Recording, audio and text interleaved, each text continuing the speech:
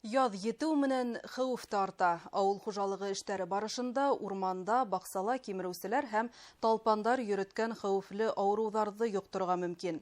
Һаумыһығыҙ, эфирҙа интервью тапшырыуы студияла Гүзәл Мөхәмәтйәнова. Сысҡан биҙгәгенән талпандан һаҡланыу саралары тураһында студиябыҙ ҡунағы, ҡулланыусылар хоҡуҡтарын яҡлау буйынса федераль хеҙмәтен Башҡортостан идаралығы баш белгес эксперты Гөлфиә Сәләхетдинова менән әңгәмәләшәбеҙ. Гөлфиә Мөхәмәтовна, һаумыһығыҙ. Быйыл яҙ кимереүселәр һөжүме булыуы ихтимал тигән фараздар ысын барлыҡҡа тап киләме, юҡмы? Беҙҙең республика буйында сысҡан биҙгәге һәм талпан энцефалиты буйынса эндемик территория булып һанала. Һәм шулай уҡ ҡыштың йылы булыуы, яҙҙың битендә иртә килеүе көтөлә. Тимәк, был хәүефле сирҙе таратыусылар беҙҙең алда беҙҙе көтөп торалар. Республикала кимереүселәргә ҡаршы профилактик саралар ҡасан башлана һәм тәү сиратта ниндәй урындар эшкәртелә?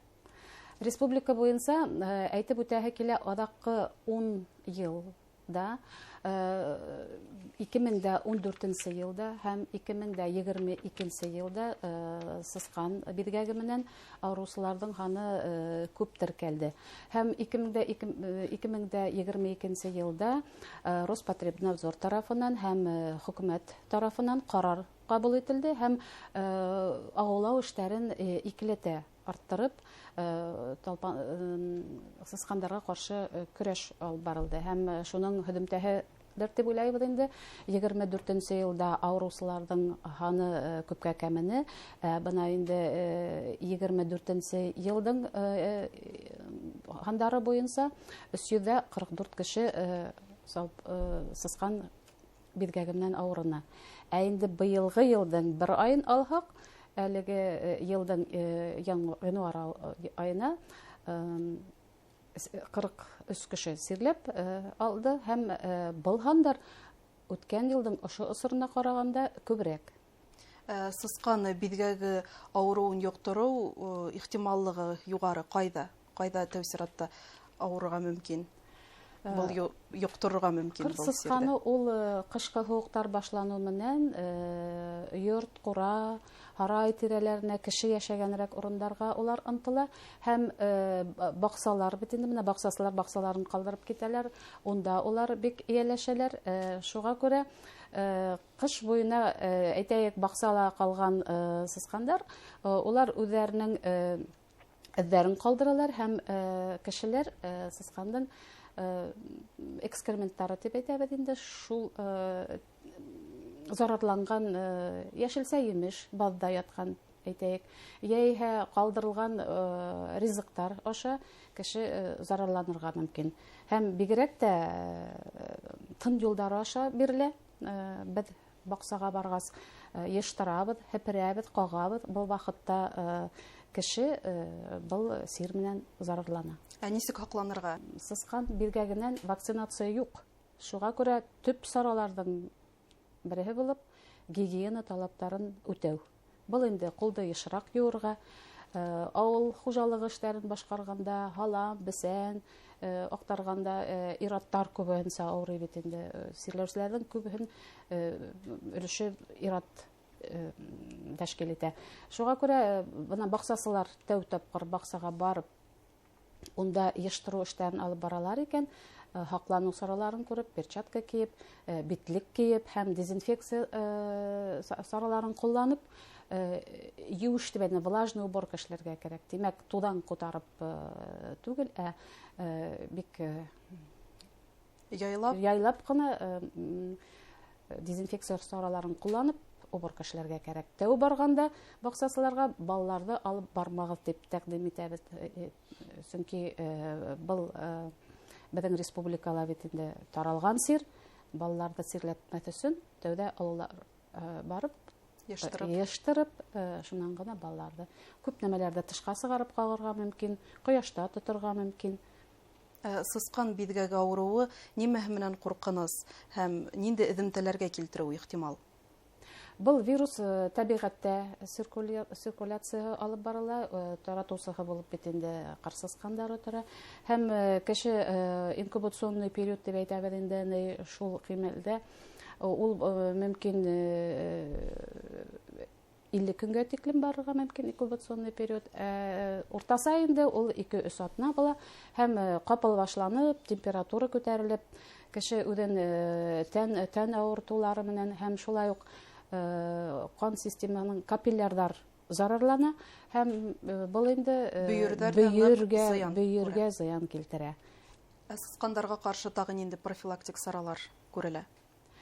Бына урысча әйткәндә грызунонепроницаемость дигән төшенчә бар. Был инде сызкандар торлак йортка, һарайга, яисә йорт-курага, базга, яисә подвалдарга килеп кермәһендәр өчен физик саралар бар, капкандар куярга мөмкин. Шулай ук төрле саралар бар, ленталар бар. Һәм шулай ук сызкандарга каршы дошман ул бесәй. Язгыһын шулай ук талпандарда әүдемләшә, айруса ниндәй осорда? Талпандардың әүдем осыры ер кардан арсыла башлау менән талпандарда уянды дип әйтә алабыз. Һәм быелгы елда ядың иртә килүе, талпандардың әүдем осырына тәэсир итә һәм шулай ук табигатьтә булган сир буларак кешеләр күпме табигатьнән аралашалар, шул тиклем безнең мөрәҗәгать итүчеләр дә күбрәк. Талпан нимәһе менән куркыныз һәм унан һаклану саралары ниндәй? Талпандар улар күп сирләрдән сыганагы булып тора. Уның иң безнең республикала таралганы талпан энцефалиты һәм боррелиоз дип әйтелгән болезнь, икенче төрлесе әйткәндә болезнь Лайма. Был инде талпандар аша бирелә торган безнең республикала киң таралган сирләр булып саналалар һәм талпан энцефалиты ул нерв системасына зыян килтерә һәм үлем осрагына да килтерергә мөмкин. Инвалидность дигән инвалидлыкка килтерү ихтимал. Талпан кадалгас тәүсиратта нимә эшләргә кирәк?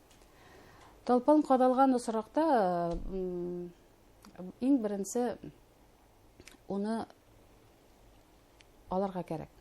Чөнки күпме талпан одаграк торган хайын вирустың күсүе күбрәк организмга. Шуңа күрә әлбәттә медицина организацияләренә мөрәҗәгать итәргә кирәк. Безнең республикала ул инде бер аңлатады инде травмпунктларга барырга тәкъдим итәбез. Безнең сайтта ел һайын без урынлаштырабыз кемгә кайда барырга.